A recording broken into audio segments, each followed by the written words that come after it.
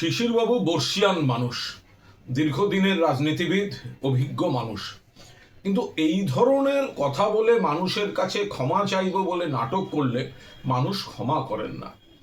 আপনি কোনো কম্পালশনে, আপনার কোনো পারিবারিক স্ট্যান্ডে আপনি দল বদল করতে বাধ্য হয়েছেন, কিন্তু আপনি ভুলে যাচ্ছেন যে মমতা বন্দ্যোপাধ্যায় তৃণমূল কংগ্রেসের নেত্রী, পরবর্তীকালে মুখ্যমন্ত্রী, আপনাকে এবং আপনাদের কত আন্তরিকভাবে আপনাদের কাছে টেনে নিয়েছিলেন, নির্ভর করেছেন।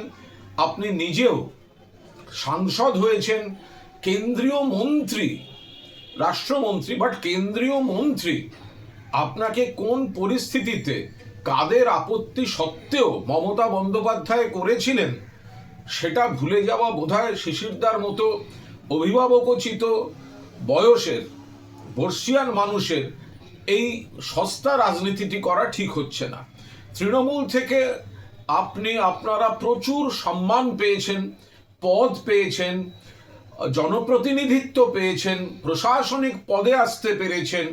সরকার থেকে পুরসভা আপনি এবং আপনার ঘনিষ্ঠরা বারবার সেই সুযোগ পেয়েছে। দলের প্রভাবশালী জায়গায় ছিলেন, জেলায় আপনাদের উপরই নির্ভর করেছেন মমতা বন্দ্যোপাধ্যায়।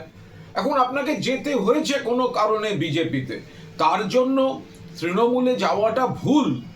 তাহলে তো মমতা বন্দ্যোপাধ্যায় বা তৃণমূলকে বলতে হয় আপনাকে দলের সাংসদ বা মন্ত্রী করা ভুল, বা অমুককে এই করা ভুল, অমুককে তমুক এই করা ভুল।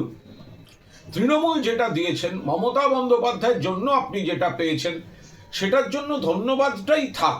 বাকি কোন কম্পালশনে কি করতে হচ্ছে, সেটার সঙ্গে এই ধরনের নাটুকে সংলাপ বোধহয় বর্জন করা ভালো। শিশিরদা ভালো থাকবেন, বয়স্ক মানুষ, কিন্তু এই ধরনের রাজনীতির এই কথাগুলো অ্যাভয়েড করলে বোধহয় আপনারও সম্মান আপনার কাছে থেকে যায়।